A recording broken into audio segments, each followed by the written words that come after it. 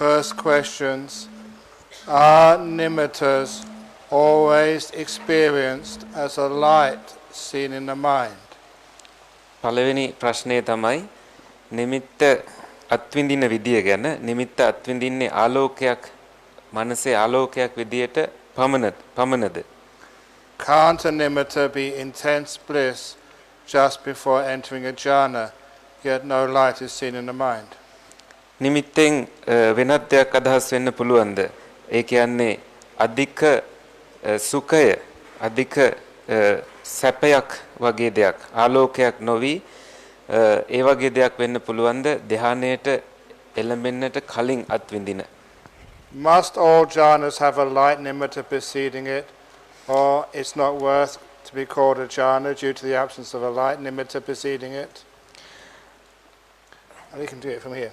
Doesn't the word nimitta just mean a sign, which may be either a sign seen as a light or experienced merely as bliss, no light before a jhana? Makes it easy. සියලුම ධානවලට කලින් ආලෝකය කියන නිමිත්ත තියෙන්න ඕනේද? එහෙම නැත්නම් එයට ධානයක් කියලා කියන්න බැරිද කියලා අහනවා. ආලෝකය නැත්නම් ඒ ධානයට කලින් නිමිත්ත ඇති වෙන්න බැරිද කියලා අහනවා. නිමිත්ත කියන එකේ අදහස සාමාන්‍ය අදහස සලකුණ කියන එක නේද කියලා අහනවා. ඒ සලකුණ කියන එකෙන් අදහස් කරන දේ එක්කෝ ආලෝකයක් විදියට හෝ සුඛයක් විදියට හෝ එහෙම නැත්නම් ආලෝකයේ නැති දෙයක් විදියට ධානයට පෙර අත්විඳිනවද කියලා අහනවා. It is true the nimitta does not need to be perceived as a light. ඒක ඇත්තක්. නිමිත්ත කියන එක ආලෝකයක් විදියටම අත්විඳීමක් වෙන්නේ නැහැ, අවශ්‍ය නැහැ. It is possible to enter a jhana without perceiving any light. ධානයකට එළඹෙන්න පුළුවන් කිසිම ආලෝකයක් අත්විඳින්නේ නැතිවත්. However, it is most common to go through the perception of a light before you enter the jhanas. කොහොම නමුත් පොදුවේ අත්දැකීම් පොදුවේ අත්විඳින දෙයක් තමයි ධානයකට එළඹෙන්න කලින් ආලෝකයක් තියනවා කියන සංඥාවකට අපි යන එක. The reason is this. මේකයි හේතුව. Is because when a nimitta comes up, it is not an object of the five senses. It is an object of the sixth sense of the mind. ඒකට හේතුව තමයි නිමිත්තක් මතුවෙනකොට ඒ මතුවෙන දේ ඉන්ද්‍රිය පහෙන් මතුවෙන එකක් නෙමෙයි මනස කියන 6 වෙනි ඉන්ද්‍රියෙන් ඇතිවන දෙයක්. And we do not have enough language to understand or to describe such images. අපිට අපේ භාෂාවේ ඒ දකින්න දේ විස්තර කරන්න තරම් එහෙම නැත්නම් තේරුම් ගන්න තරම් වචන නැහැ. It is of the nature of perception to try and find some similar thing by which you can describe it. අපේ සංඥාවේ ස්වභාවය තමයි ඒ අත්විඳින දේ වෙනත් දේවල් හරහා විස්තර කරන එක. So most people compare the experience to very bright lights. බොහෝ අය ඒ හින්දා ඒ අත්දැකීම සම කරනවා ගොඩක් එළිය තියෙන ආලෝකයක්, ගොඩක් දිදුලන ආලෝකයක් වගේ අත්දැකීමක් කියලා. Even the Buddha would say that the mind is radiant when the five hindrances are absent. That's a pabhasara citta. බුදුන් වහන්සේ පවා දේශනා කළා තියෙනවා මනස නීවරණයන්ගෙන් දුරු වුණාට පස්සේ ඊටාම ආලෝකමත් දිදුලන ප්‍රභාස්වර මනසක් කියලා පබස්සර චිත්ත කියලා අපි ධර්මයේ මේක ඉගෙන ගන්නවා. Such a description of radiance implies that the Buddha was referring to these nimittas perceived as lights. ඒ වගේ ප්‍රභාස්වර භාවයක් ගැන කෙරෙන විස්තරයකින් බුදුන් වහන්සේ අදහස් කරලා තියෙන්නේ මේ නිමිත්ත කියන එක ආලෝකයක් විදියට අත්විඳා කියන එක. But that mental object called the nimitta can be compared to intense physical bliss. ඒත් ඒ මනෝ නිමිත්ත කියන අරමුණ අපිට ඒ වගේම සංසන්දනය කරන්න පුළුවන් තීව්‍ර වූ සැපයකටත්. Which is a way which you can get into the jhanas. ඒ හරහත් ඒනුත් ඔබට පුළුවන් ධ්‍යානයන් වලට පිවිසෙන්න. But the preferred way is seeing a light. නමුත් බොහෝ අය ප්‍රිය කරන ක්‍රමය තමයි කැමැති ක්‍රමය තමයි ආලෝකයක් දැකීම. And I think that is because human beings develop the perceptions associated with the vision, with sight, much more than they develop perceptions based on the fifth sense of the body, of kaya. ඒකට හේතුව තමයි බොහෝ මනුෂ්‍යයන් අපි දැකීම කියන ඉන්ද්‍රිය වැඩිපුර දියුණු කරන නිසා කයට තියෙන දැක්මට වැඩිය. And I do prefer teaching people to train so they can perceive the nimitta as a light. It is much easier to work with. මම එහිඳ කැමති බොහෝ අයට නිමිත්ත කියන එක ආලෝකයක් හැටියට උගන්වන්න. මොකද එය පහසුවක් හින්දා ගොඩක් පිරිසකට. But I do agree with the person who wrote the question.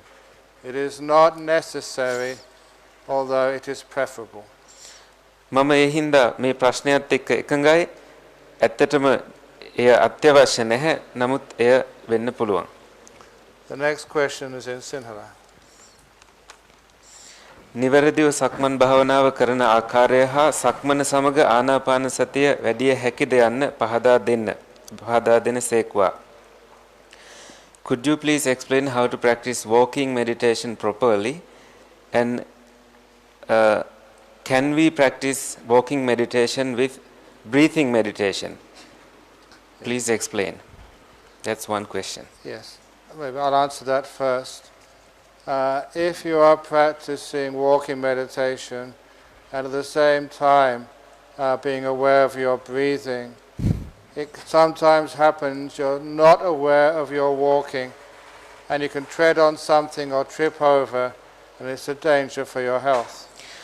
ඔබ සක්මන් භාවනාව කරන අතරතුර හුස්ම රැල්ලට අවධානය යොමු කරන්න ගියොතින් හිටි ගමන් කොහේ හරි හැප්පිලා ඔබව වැටෙන්න පුළුවන්.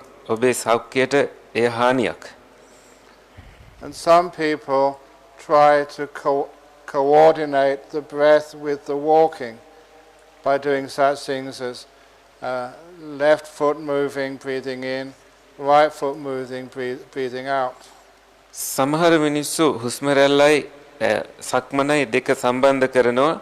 ඒක හරියට වම් පාදයේ තබනකොට හුස්ම ගැනීමත් දකුණු පාදයේ තබනකොට හුස්ම හෙලීමත් විදියට. But that seems to be very disturbing.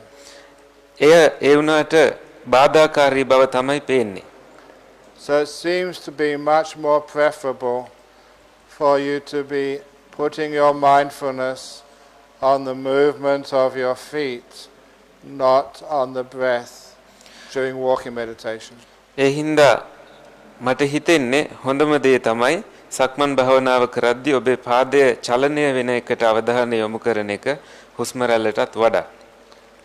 So with walking meditation, as I practice it and as I was taught it, first of all I choose a comfortable path. සක්මන් භාවනාවේදී මම පුහුණු වෙන විදියටත් මට උගන්වපු විදියටත් මම ඉස්සෙල්ලාම කරන්නේ සක්මන කරන සක්මන් මළුවක් සකසා ගන්න එක, තෝරා ගන්න එක. So I do not have too much to worry about stepping in the wrong place or tripping over. ඒ හින්දා මට ඒ තරම් කනගාටු දුක් වෙන්න දෙයක් නැහැ. වැරදි වලක වැටේවිද එහෙම නැත්නම් කොහේරි පැටලේවිද කියලා. මොකද මං සක්මන් මළුව හොඳට තෝරගෙන තියෙන නිසා. And I try to keep my focus of attention with my eyes open on just maybe about 6 foot in front of me. මට පුළුවන් ඇස් විවෘත කරගෙන ඉදිරිය දිහා අඩි 6ක් විතර දුර බලාගෙන අවධානයෙන් සක්මන වඩන්න. I do not close my eyes. මම ඇස් පියාගෙන සක්මන කරන්නේ නැහැ. I do that because it gives a feeling of safety that my eyes can see what I'm going to step on soon. ඒකට හේතුව තමයි මට පුළුවන් මට දැනෙනවා ආරක්ෂිත බවක්. මොකද ඉස්සරහට මම අඩිය තියද්දි ඇස් ඇරිලා තියෙන නිසා මට පේනවා මං අඩිය තියන්නේ කොහෙද කියලා. And if I am walking inside, it means that I don't hit my head on a wall. මම සක්මන් කරන්නේ කොහේ හරි ඇතුළක නම් ඇස් අරගෙන ඉන්න හින්දා මම වැරදිලා ඔළුව කොහේ හරි හප්ප ගන්නෙත් නැහැ. And I usually put my hands in front of me, sometimes behind me, wherever my hands can feel comfortable. සමහර වෙලාවට මම මගේ අත් ඉදිරි පස හෝ පසුපසෙන් තියා ගන්නවා මට පහසුවක් දැනෙන විදියට. And then I start walking, making sure that I am not using walking meditation to work out all of my problems. ඊළඟට මම සක්මන පටන් ගන්නවා වම දැඩිසේ අවධාරණය කර ගන්නවා මගේ තියෙන ඔක්කොම ප්‍රශ්න විසඳන්න නෙමෙයි මම සක්මන් කරන්න කියලා.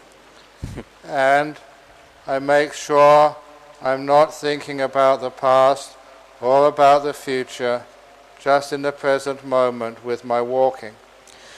ඒ වගේම මම තහවුරු කර ගන්නවා මගේ අතීතය ගැනවත් අනාගතය ගැනවත් හිතන්නේ නැතිව වර්තමානය ගැන සිහියෙන් සක්මන කරනවා කියලා. And to help keep in the present moment, I put all of my focus, my attention, onto the movement of my legs. වර්තමානයේ හිත පවත්වා ගැනීමට උපකාරී වෙන්න මම කරන්නේ මගේ පාදයේ චලනයට හොඳින් අවධානය යොමු කරන එක. At the beginning, I just notice left foot moving or right foot moving. මුලින්ම මම හඳුනා ගන්නවා මගේ වම් පාදයේද දකුණු පාදයේද චලනය වෙන්නේ කියලා. It is similar to watching your breathing. You know the breath is going in or going out, just that much. ඒක හරියට හුස්ම රැල්ල දිහා බලනවා වගේ. ඒ කියන්නේ හුස්ම ඇතුළට යනවද පහළට හෙලනවද කියන ගැන. And I walk at a natural pace, just like when I watch my breath, I breathe at a natural pace. මම ඇවිදින්නෙත් ස්වාභාවික පියවර වලින්. ඒක හරියට ස්වාභාවිකවම හුස්ම ගන්නවා වගේ.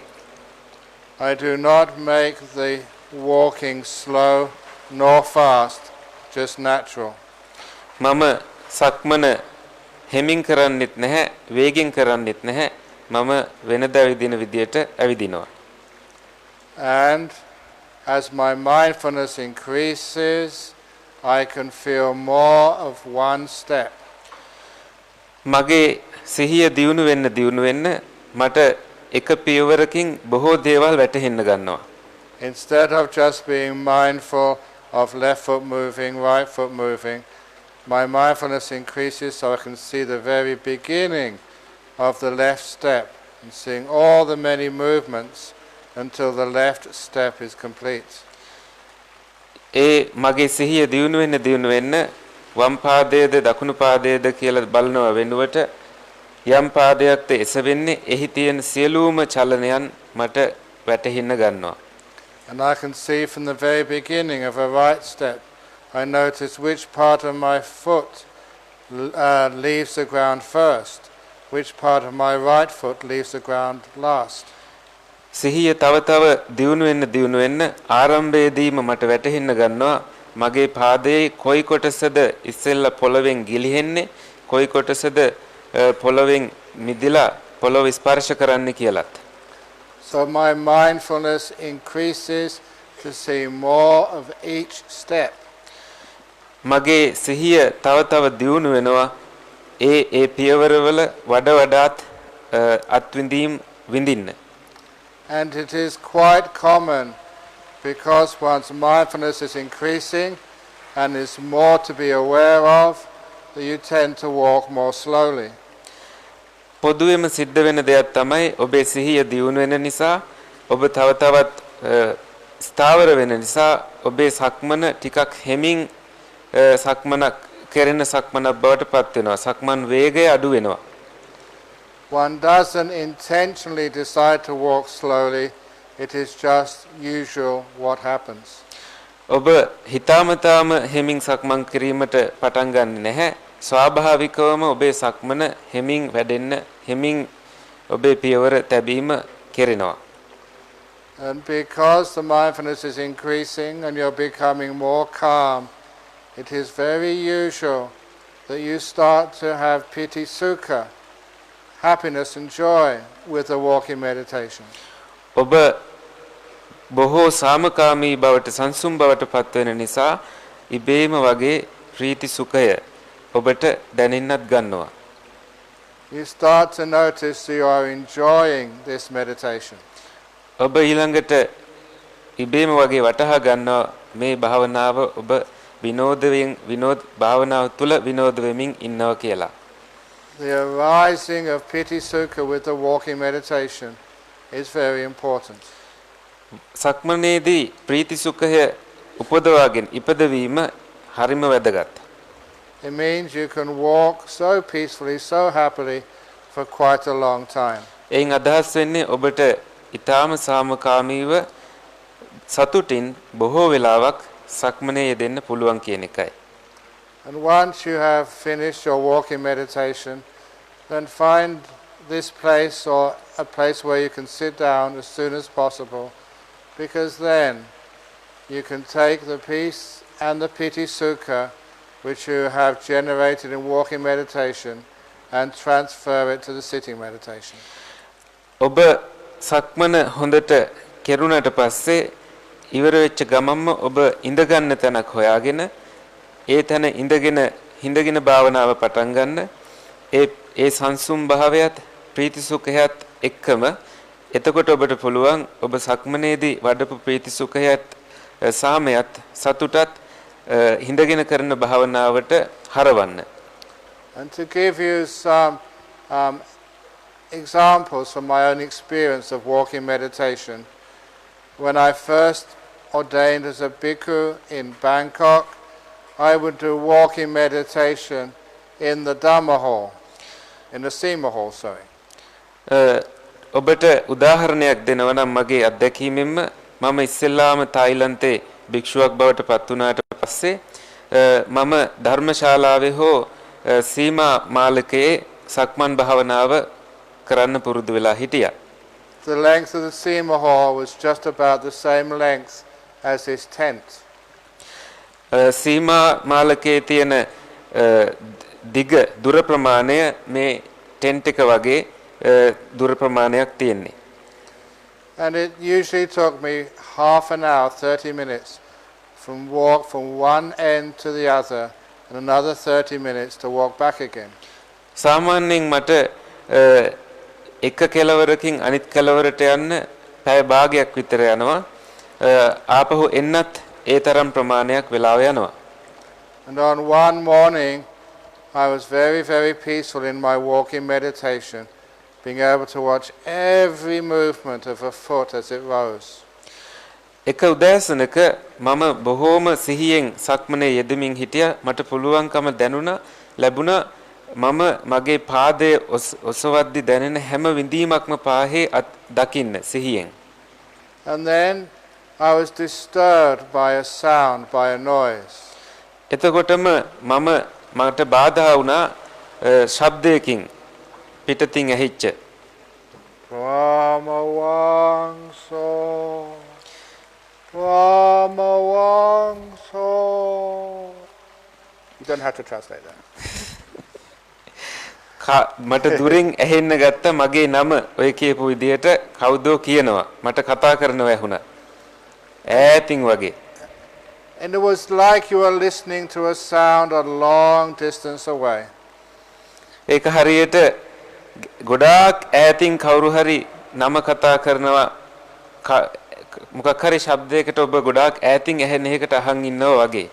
So I just continued my walking. මම ඒත් මගේ සක්මන දිගටම කරගෙන ගියා. And I heard it even louder. Brahma Wangso. එතකොට මට තවත් වැඩිපුර අර ශබ්දය ආයෙත් ටිකක් වැඩිපුර ඇහෙන්න ගත්තා. And so I took my awareness away from the walking, and I realized there was a monk standing next to me, shouting in my ear. ඊළඟට මම මගේ අවධානය යොමු කරා සක්මණෙන් මගේ ළඟ කවුරුවත් ඉන්නවද කියලා බලන්න. බැලුවහම මගේ ළඟින්ම හාමුදුරු නමක් මට කතා කරනවා මම දැක්කා. I had forgotten that morning I was invited to a house dana where one of the devotees wanted to present some things, some food and some offerings. මට අමතක වෙලා එදා උදේ අපිට ආරාධනාවක් ලැබිලා තිබුණා කියලා ළඟ ගෙදරකින් දානය පූජා කරන්න. Because I was late, the abbot had sent one of the monks to come and get me. මම පරක් වෙලා හිටිය හින්දා ගුරු හාමුදුරුවෝ ආරාමාධිපති හාමුදුරුවෝ තවත් භික්ෂුවකට කියලා තිබ්බා මම කොහෙද ඉන්න කියලා හොයන් එන්න කියලා. But when he tried to call me, it was like he was too far away. I could pay no attention.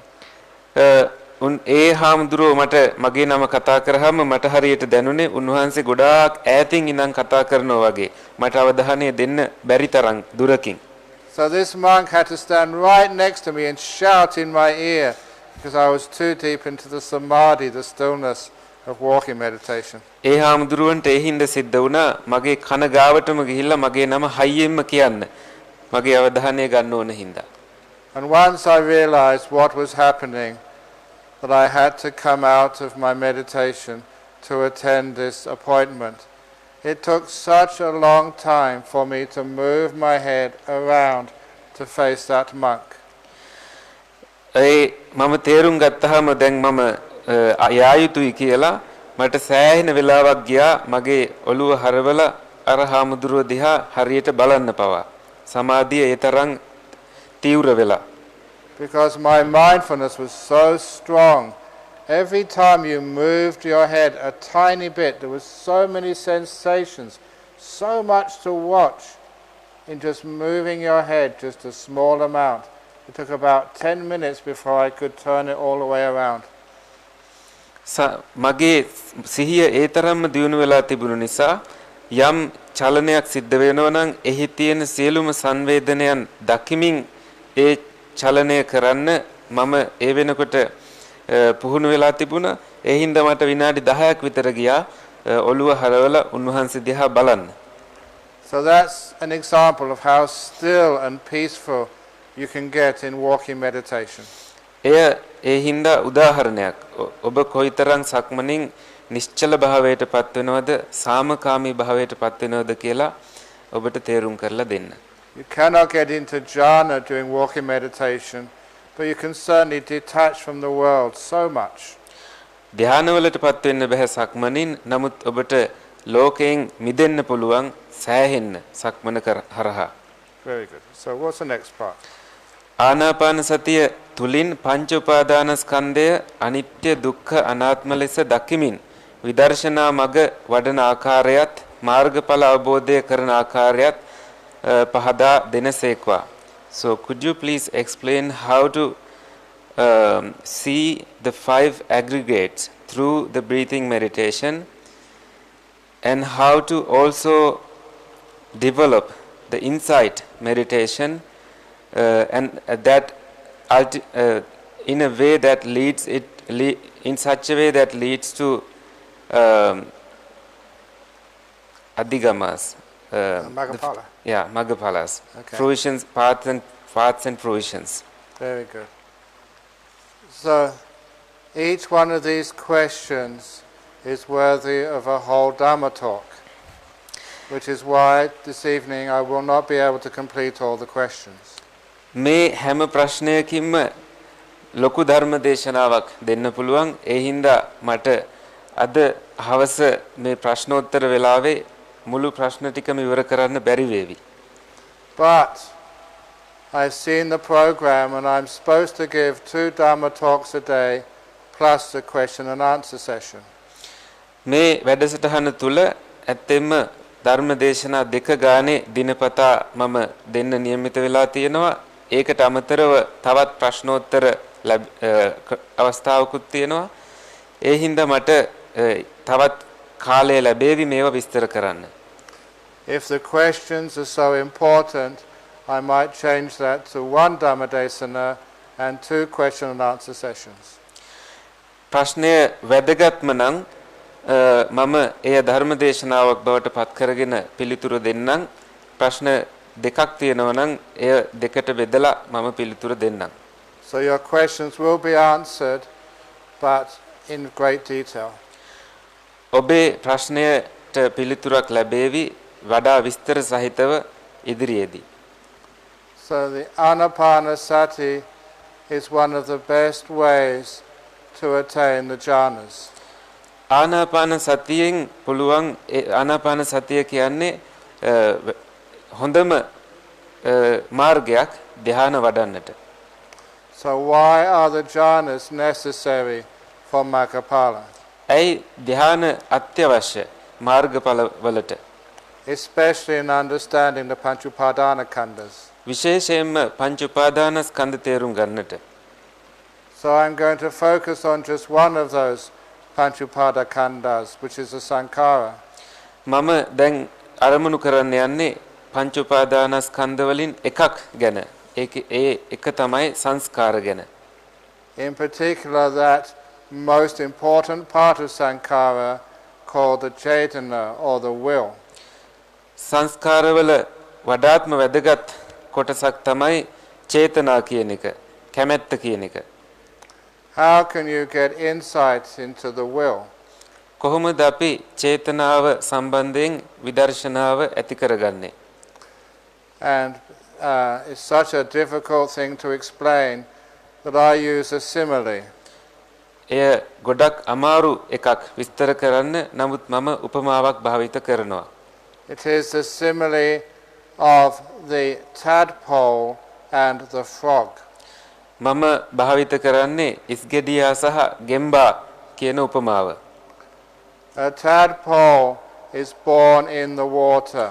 ඉස්ගෙඩියා වතුරෙමයි උපදින්නේ. How can a tadpole understand what water is? කොහොමද ඉස්ගෙඩියා වතුර කියන එක තේරුම් ගන්නේ? No more than a fish can understand what water is. මාළුවෙක්ට වඩා කිසි කෙනෙක්ට වතුර ගැන අවධානය තේරුම් ගන්නට බෑ. මාළුව තේරුම් ගන්න ප්‍රමාණය තමයි ඉස්ගෙඩියටත් තේරෙන්නේ. Because water is always there for the fish. මොකද මාළුවට වතුර තමයි කොයි වෙලේත් තියෙන එකම දේ. The difference between a tadpole and a fish is that one day the tadpole grows into a frog. මාළුවත් ඉස්ගෙඩියත් අතර වෙනස තමයි යම් දවසක ඉස්ගෙඩියා ගෙම්බෙක් බවට පත් වෙනවා කකුල් එහෙම ඇවිල්ලා. And one day the frog jumps out of the lake for the very first time. යම් දවසක ගෙම්බා වතුරෙන් ගොඩබිමට පනිනවා පළවෙනිම වතාවට. And that is a very strange experience for the frog.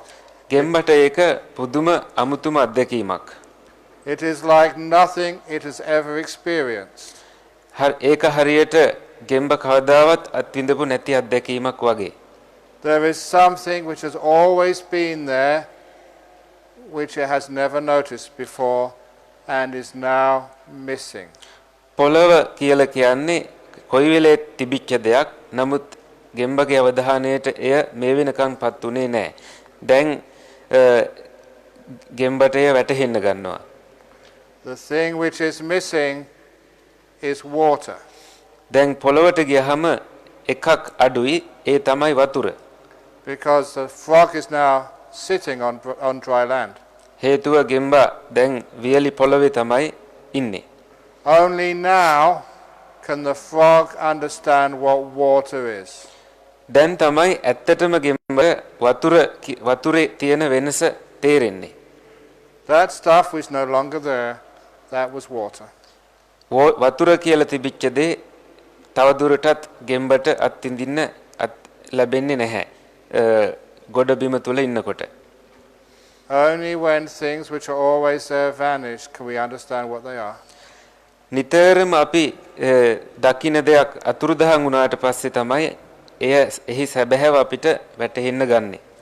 In the second jhana, it is so clear that the thing which is missing is your will. දෙවනි ධ්‍යානයේදී පැහැදිලි වන දෙයක් තමයි කොයි වෙලේ තියෙන දෙයක්. ඒ කියන්නේ ඔබේ චේතනා අතුරුදහන් වීම. That is the reason why in the second jhana it is the piti sukha which is made of samadhi, of stillness. Nothing can move it. ඒ හින්දායි දෙවනි ධ්‍යානයේදී ප්‍රීති සුඛය කියන එක ධ්‍යානයෙන් මතුවෙන ප්‍රීති සුඛය එහෙ මෙහෙ කරන්න බැරි තරම් ස්ථාවරව මතුවෙන්නේ. That is one of the key experiences of a second jhana. දෙවනි ධ්‍යානයේ වැදගත්ම අංගයක් තමයි මේ අත්දැකීම. For the first time in your memory that something is missing which has always been there, that is the will. පළවෙනි වතාවට ඔබේ මනසේ මෙතෙක් වෙලා තිබුණු දෙයක්, ඒ කියන්නේ සිතවිලි අතුරුදහන් වෙලා ගිහිල්ලා. Only now can you understand what the will is. දැන් තමයි ඔබට සැබෑවටම චේතනා කියන්නේ මොකක්ද කියලා හොඳටම තේරෙන්නේ. If you haven't achieved those jhanas, it's like living in water all the time, the water is around you. ඔබ ඒ ධ්‍යානය අත්විඳලා නැත්නම් ඔබ තවමත් වතුරේ ඉන්නවා වගේ. කොයි වෙලෙත් ඔබ දකින්නේ සිතවිලිම පමණයි. You cannot understand it. ඔබට ඒ තේරුම් ගන්න බෑ. You may have all your theories about the will, about Chaitanya, all that you've ever learned about that, but you've never really understood it. ඔබ දැනගෙන ඉන්න පුළුවන් හොඳටම චේතනා ගැන නොයෙකුත් විදියට. නමුත් ඔබට තවම මේ අත්දැකීම ලැබෙනකන් එය හරියටම දැනගන්නට බෑ. Even outside of jhanas, you may not use your will, but it's always there for you in case you want to use it. ධ්‍යානයෙන් තොරවත් ඔබේ චේතනාව පවතිනවා. ඔබට ඕන වෙලාවක භාවිත කරන්න පුළුවන්. In the second jhana, the will is totally absent. Can't find it anywhere. දෙවෙනි ධ්‍යානයේදී එය සම්පූර්ණයෙන්ම නැති වෙලා යනවා. ඔබට එය කොහෙවත් හොයාගන්නවත් බැරි වෙන විදියට. And also the second jhana, because the will is absent, it has a happiness and a bliss which is far exceeds that of the first jhana. දෙවෙනි ධ්‍යානයේදී දැන් ඒ චේතනාව නතුරුදහන් වෙලා තියෙන නිසා ගොඩාක් ගැඹුරට ප්‍රීතියත් සුඛයත් ඔබට අත්විඳින්නට හැකි වෙනවා. So one of the things you see very clearly, having emerged from a second jhana, is that Chaitanya, your will, is suffering. It is dukkha, through and through, 100%. ඔබ එතකොට අත්විඳින දෙයක් තමයි මේ චේතනා කියලා කියන්නේ 100%ක්ම දුකක් කියන එක. Your will is suffering. ඔබේ චේතනාව ඇත්තටම දුකම තමයි. So why do you encourage your will? ඇයි එතකොට ඔබ චේතනාවට සහයෝගය දෙන්නේ? Always doing things. කොයි වෙලෙත් එක එක දේවල් කරමින් ඉන්නේ ඇයි? Putting forth extra will, thinking you can transcend or get out of suffering through will. හරි අපි උත්සාහය යොදනවා වැඩිපුර චේතනා බලය දාලා ඒ තුලින් තවත් එහාට යන්න පුළුවන් කියලා. When the will is suffering. වේදනාව චේතනාවම දුකක් නම් ඇයි අපි එය තව තවත් තර කරන්නේ? And it is nothing to do with you. එය ඔබ සමග කරන් කිසි දෙයක් ඔබට අදාළ නැහැ ඒක. You understand very clearly the will is not me, not mine, not a self. ඔබ පැහැදිලිවම තේරුම් ගන්නවා චේතනාව කියලා කියන්නේ මම නෙමෙයි මගේ නෙමෙයි කියලා. You see that very clearly. ඔබ එය පැහැදිලිවම දකිනවා. Most people always assume that you are in charge of your will. බොහෝ අය කොයි වෙලෙත් අනුමාන කරන දෙයක් තමයි ඔබ චේතනාවේ හිමිකාරයා කියලා. That you decided to come on this retreat. ඔබයි මේ භාවනා වැඩසටහනට එන්න තීරණය කළේ. You know the Buddha's teachings, there's no person in there. ඔබ දන්නවා බුදුන් වහන්සේගේ දේශනාවේ හැටියට ආත්මයක් කියලා එකක් නැහැ කියලා, කෙනෙක් ඉන්නවා කියලා දෙයක් නැහැ කියලා. So who do you think chose to come here? එහෙනම් කවුද මෙහි එන්න තීරණය කළේ? There is something wrong there. මොකක් හරි වැරද්දක් තියෙනවද ඒකේ? When you only after you've achieved ajahn did you understand what will truly is. ඔබ ධ්‍යාන අත්විඳට පස්සේ හොඳටම තේරුම් ගන්නවා ඇත්තටම චේතනාව කියලා කියන්නේ මොකක්ද කියලා. Only when you see it is not me, not mine, and or self, that is dukkha, only then can you let go of the will. ඔබ that හරියටම චේතනාව කියලා එක මම නෙමෙයි මගේ නෙමෙයි එය දුකක්මයි කියලා එතකොට තමයි ඔබට ඒ ගැන හොඳටම අවබෝධයක් ලැබෙන්නේ. And end rebirth. ඒත් එක්කම නැවත උපත ගැනත් ඔබට අවබෝධයක් ලැබෙනවා. The end of craving. ඒ වගේම තණ්හාවේ කෙලවර දැකීම පිළිබඳවත් අවබෝධයක් ලැබෙනවා. Okay, so that's that question, a long one. What's the next one? That was number 2. I guess we covered both. Okay. Yeah, that's Okay, number please 2. ගෞරවනීය ස්වාමින් වහන්සේ මා භාවනා කිරීම සඳහා හිඳගත්තත් එය ආරම්භයේ සිට අවසානයේ දක්වා සාර්ථකව අවසන් කිරීමට තවම හැකි වී නැහැ. Dear Venerable Sir, although I have sat in meditation, I have never been able to finish it. Although I start meditation, I haven't been able to finish it. භාවනා කමඨහන සිහිපත් කරන නමුත් ඒ අතරතුර වෙනත් දේවල් වලට සිත යොමු වෙනවා. Although I keep my attention on the object of meditation, I get distracted. දනහිස් වේදනාව දැනි එය කිරීමට නොහැකි වෙන අවස්ථාද තිබෙනවා.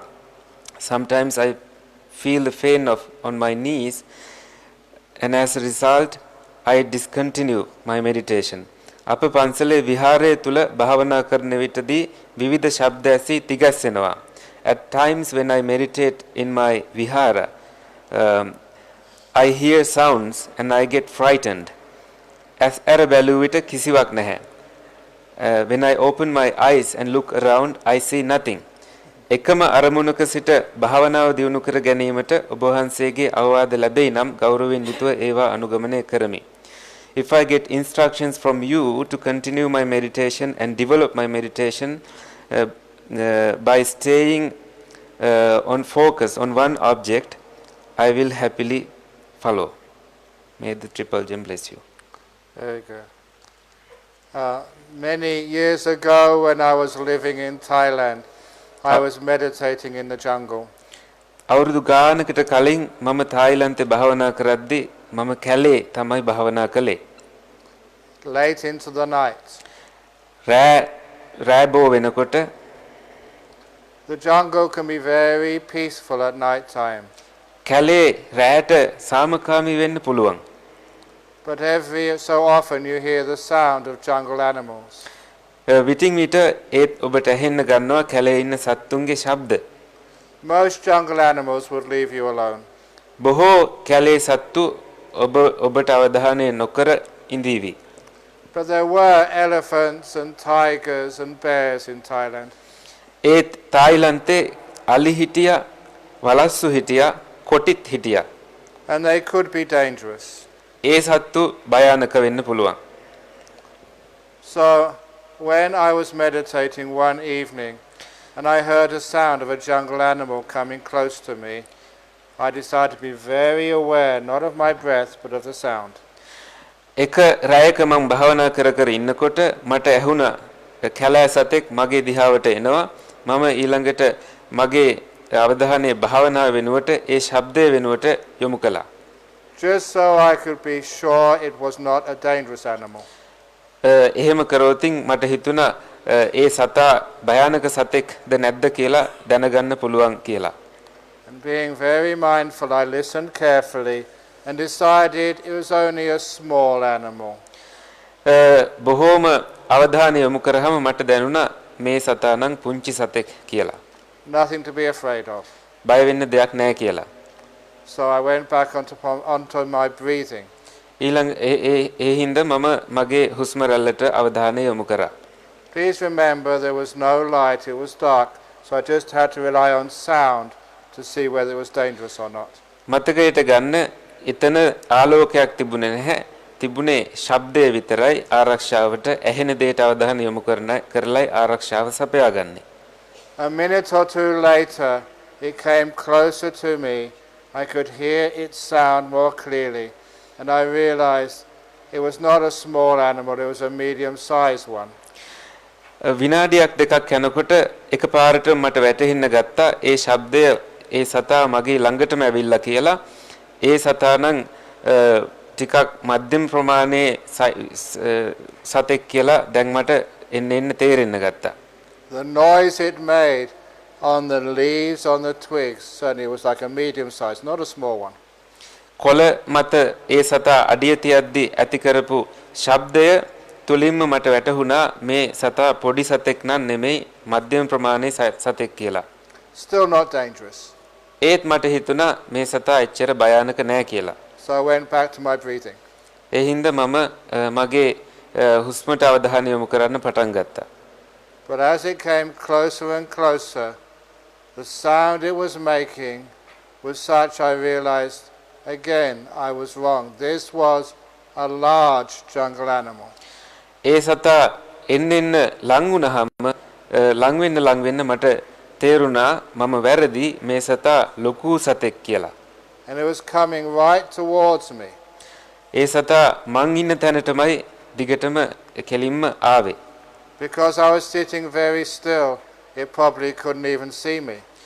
මම බොහෝම නිශ්චලව ඉඳගෙන හිටිය නිසා ඒ සතාට සමහර විට මාව පෙන්වෙන්නවත් නැතුව ඇති. But because it was coming right towards me, soon it would smell me. හැබැයි මං ගාවටම එමින් හිටිය නිසා ඒ සතාට මාව ඉවෙන් වගේ දැනෙන්න පුළුවන්. This could be a tiger or an elephant or a bear. මේ සමහර විට කොටියෙක් අලියෙක් හෝ වලහෙක් වෙන්න පුළුවන්. So this was dangerous. ඒ හින්දා මේක නම් භයානක දෙයක්. So I realized I just could not go back to watching my breath. මට ඒ හින්දා තේරුණා දැන් නම් හුස්මට අවධානය යොමු කරන්න ආපහු මට යන්න බෑ කියලා. So I opened my eyes and turned on my torch, my flashlight. මම ඇස් ඇරලා මගේ ටෝච් එකෙන් ටෝච් එක පත්තු කරලා බැලුවා. And looked for it where it was. හොයල් බැලුවා කොහෙද සතා ඉන්නේ කියලා. And then I saw it, I found it, what was making all that noise. ඊළඟට මම හොයාගත්තා මොකද්ද මේ ශබ්දය ඇති කරන දේ කියලා. A tiny mouse about this big, just a mouse. මේ තරම් සයිස් පුංචි මීයෙක්. But my fear had amplified, exaggerated the sound of a mouse to be the same as the sound of a tiger. මගේ බය කොච්චරද කියනවනම් මීයෙක්ගේ සද්දෙත් මට ඇහිලා තියෙන්නේ කොටියෙක්ගේ වගේ සද්දයක් විදියට ලොකු වෙලා. That's what fear does. ඒ බයේ හැටි බය කරන්නේ ඒක තමයි. So please understand fear. It exaggerates everything. ඒ හින්දා බය කියන එක තේරුම් ගන්න. බය කරන්නේ හැම දෙයක්ම ලොකු කරලා පෙන්නන එක. So now when I hear such sounds, realize it's only probably a mouse. දැන් මට ඒ වගේ ශබ්ද හෙනකොට මම තේරුම් ගන්නවා සමහර විට ඒ මීයක් වෙන්නේ නැති කියලා. So I do not need to be disturbed. ඒ හින්දා බාධා විය යුත්තේ නැහැ. Now if you are meditating, you have pains in the leg or pains in the back, the first thing is you did not pay enough attention to get into a comfortable position to begin with. ඔබ භාවනා කරද්දී ඔබේ කොහේ හරි ශරීරයේ වේදනාවක් තියෙනවා නම් එයින් අදහස් වෙන්නේ ඔබ හරි ඉරියව්වක තැම්පත් වෙලා පහසුවෙන් ඉන්නේ නැහැ කියන එකයි. So if you're getting old like me, sit in a chair. ඔබ වයසටපත් වෙනවා නම් වයසටපත් වෙලා නම් භාවනා කරන්න බිම ඉඳ ගන්න බැරි නම් පුටුවක ඉඳ ගන්න. So you don't get so many pains in your leg. එතකොට එක එක වේදනාවල් ඔබට දැනෙන එකක් නැහැ ඔබේ පාදවල. But if during meditation you do get a pain in your leg, then first of all ignore it. භාවනාවේදී ඔබට ඇත්තටම වේදනාවක් දැනෙනවා නම් ඒත් දැනෙනවා නම් පුටුවේ ඉඳගෙනත් ඉස්සෙල්ලම ඔබ එය නොසලකා හැරලා බලන්න. But if it is very strong, then with your eyes closed, very mindfully, move your leg. ඔබේ වේදනාව තවත් තීව්‍ර වෙනවා නම් ඇස් දෙක පියාගෙන සිහිය උපදවාගෙන ඔබ ඉරියව්ව ඒ පාදයේ පොඩ්ඩක් සිහියෙන් වෙනස් කරන්න. For example, I'm now going to move my legs, cross them the other way around. මම උදාහරණයක් විදිහට දැන් මගේ පාද වෙනස් කරන්න යන්නේ. It takes about 20 seconds. ඒකට තප්පර 20ක් විතර යනවා. If I did that during my meditation, it would disturb my meditation, but only a small amount. භාවනාවේදී මට මම එහෙම කරනවා නම් ඒකට සුළු වෙලාවයි යන්නේ. I would be going back maybe about a minute in my meditation. බාධාව සුළුයි. ඒ හින්දා මගේ භාවනාව විනාඩියකින් විතර ප්‍රමාද වෙන්න පුළුවන්. But now my body is comfortable. I can make up what I lost very quickly. දැන් මගේ ශරීරය ඊටාම පහසු ඉරියව්වක තැම්පත් වෙලා තියෙන්නේ. ඒ හින්දා ඒ මට නැති වෙච්ච භාවනා කාලය නැවත මට ඉක්මනින්ම ළඟා කරගන්නත් පුළුවන්. So in a couple of minutes I'm back to that same stage as before I moved my legs. විනාඩි කිහිපයකින්ම මම හිටිය තැනටම නැවත භාවනාවේදී පහසු තැනටම ඉලක්ක කරගන්න මට පුළුවන් වෙනවා. But now with no pain. ඒත් දැන් කිසිම වේදනාවක් නැතිව. So now I can continue to go deeper. දැන් මට තව දුරටත් ගැඹුරට භාවනාව කරගෙන යන්න පුළුවන්. So if you are meditating for 1, 2 or 3 hours, it is fine just to adjust the posture 1 or 2 times. ඔබ පැය දෙක තුනක් භාවනා කරමින් ඉන්නවා නම් ඔබේ ඉරියව්ව ටිකක් වෙනස් කරාට කමක් නැහැ. It means you don't have to endure pain. එයින් අදහස් වෙන්නේ වේදනාවෙන් දුක් වෙන්න ඕන නැහැ කියන එකයි. The Buddha taught anapanasati, he never taught anapanasati. බුදුරජාණන් වහන්සේ ආනාපාන සතිය දේශනා කරා ආනාපේන් සතිය එහෙම නැත්නම් වේදනා සතියක් කියලා එකක් දේශනා කරේ නැහැ. Very good. And if your mind gets distracted when you're meditating, it could be that you did not make your mind peaceful enough before you started watching the breath. ඔබේ මනසට බාධා එනවනම් භාවනාව කරගෙන යද්දී එයින් අදහස් වෙන්නේ ඔබ සංසුන් උනේ නැහැ කියන එකයි. සාමකාමීව භාවනාව ආරම්භ කළේ නැහැ කියන එකයි. You did not do enough preparation. ඔබ හරියට සූදානම් වෙලා නැහැ භාවනාවට. And it can also be you have a wrong attitude towards your breath. ඒ වගේම එයින් අදහස් වෙන්න පුළුවන් ඔබේ හුස්ම සම්බන්ධව ඔබට තියෙන වැරදි ආකල්පයක්. I never look at my breath like a slave or a servant. මම මගේ හුස්ම රැල්ල දිහා බලන්නේ නැහැ හරියට සේවකෙක් වහලෙක් කියලා සලකන විදියට. I don't tell my breath what to do. මම හුස්මට මේක කරන්න අරක කරන්න කියලා කියන්නේ නැහැ. Instead I look upon my breath like my best friend. ඒ වෙනුවට මම මගේ හුස්ම දිහා බලන්නේ මගේ හොඳම යාළුව දිහා බලනවා වගේ. And when I'm with a friend, I never try to control them. මම මගේ යාළුවොත් එක්ක ඉන්නකොට කවදාවත් ඒගොල්ලන්ව පාලනය කරන්න මම යන්නේ නැහැ. And when you're with a good friend, you can spend hours with them happily. ඔබ හොඳම යාළුවොත් එක්ක ඉන්නකොට පැය ගාණක් ඔබට සතුටින් ඉන්නත් පුළුවන්. So it is like I see my breath and my breath recognizes my mind. We're very good friends. So we hang out together for hours. ඒක හරියට මම මගේ හුස්ම දැක්කහම මම මගේ හොඳම යාළුව දැක්කා වගේ හරි කැමැත්තෙන් අපි පැය ගාණක් එකට ඉන්නවා. So try to regard your breath like a friend. ඒ හින්දා උත්සාහ කරන්න ඔබේ හුස්ම ඔබේ හොඳම යාළුව කියලා දකින්න.